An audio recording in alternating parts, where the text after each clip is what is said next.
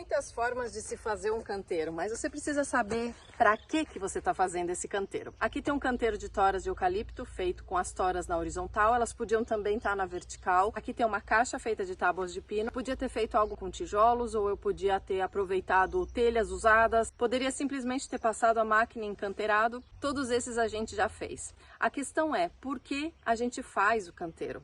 Antes de mais nada, a gente tem que saber o que a gente vai plantar e, em segundo lugar, onde a gente vai plantar.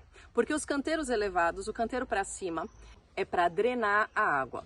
Você podia simplesmente virar a terra, adubar no nível do solo e plantar ali.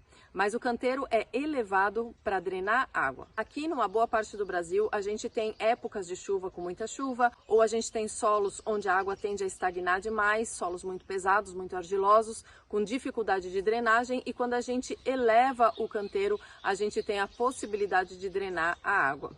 Quando se fala de raízes, também é importante que a gente eleve o canteiro. Por quê? Porque aí eu posso criar uma massa de solo fofo para que as raízes tenham mais facilidade para se expandir. Os solos mais leves, que têm mais areia, são excelentes para a gente cultivar as raízes, porque elas conseguem crescer com muito mais facilidade, tem muito menos resistência do solo ao crescimento de uma beterraba, de uma mandioca, de uma cenoura. Fora isso, a gente tem canteiros com outras funções. Por exemplo, a espiral de ervas. A espiral de ervas serve também para a gente drenar o canteiro, mas ele é feito de forma que no alto você coloca as plantas que precisam de menos água e embaixo você coloca as que precisam de mais água. Porque assim você pode regar só na parte de cima e essa água vai descer em espiral e vai tender a se acumular na parte mais baixa do canteiro. É para isso que serve a espiral de ervas e ela funciona quando ela é pequena, com até 1,20 m de tamanho, fica bom.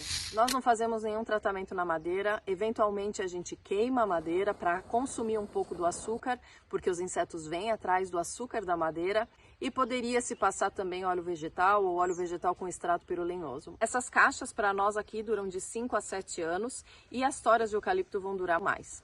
Quando elas apodrecerem ou se você precisar trocar alguma tábua porque ela abriu, porque rachou, você tem um material para compostar e criar mais solo. A grande vantagem da gente organizar uma horta assim é porque fica bem separado o que é canteiro e o que é caminho. Para facilitar o nosso trabalho na horta, você tem que conseguir andar nos lugares que é para andar e plantar nos lugares que é para plantar. Isso facilita muitas coisas.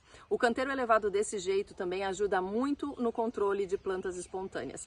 Em aproximadamente 1 hora por semana eu faço um recorrido nas caixas e tiro todas as espontâneas que aparecem. Se você tira as espontâneas quando elas são pequenas e faz isso com frequência, esse trabalho de capina é mínimo e as caixas reduzem muito o trabalho. Você tem mais controle com as caixas, não só das espontâneas como da adubação, porque todo material que você coloca aqui você não perde. Seja fazendo a compostagem laminar, seja fazendo o balde maluco do João, tudo que você coloca de fertilidade aqui, fica aqui, incluindo a irrigação, quando nas épocas mais secas você precisar irrigar, e nas épocas mais úmidas, como o canteiro é elevado, ele vai drenar com facilidade, o que é muito importante, porque com encharcamento a gente não consegue produzir e água a gente pode colocar quando falta. Se você estiver numa região muito seca, você não deve fazer os canteiros elevados, você deve fazer canteiros rebaixados. Você deve cavar a terra, adubar ali embaixo e plantar ali, porque qualquer pequena quantidade de água que tiver, ela vai se acumular nas áreas mais baixas, toda a irrigação que você fizer vai ser muito mais eficiente,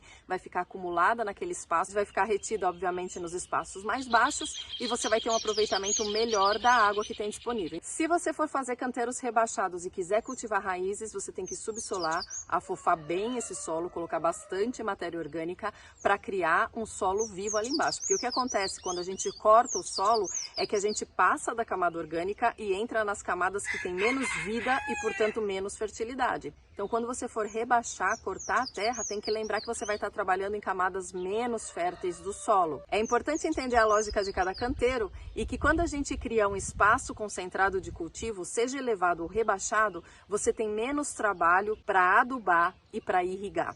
E que tudo que você colocar para adubar e toda a água que você colocar também vai ser melhor aproveitada, tanto no canteiro elevado quanto no canteiro rebaixado.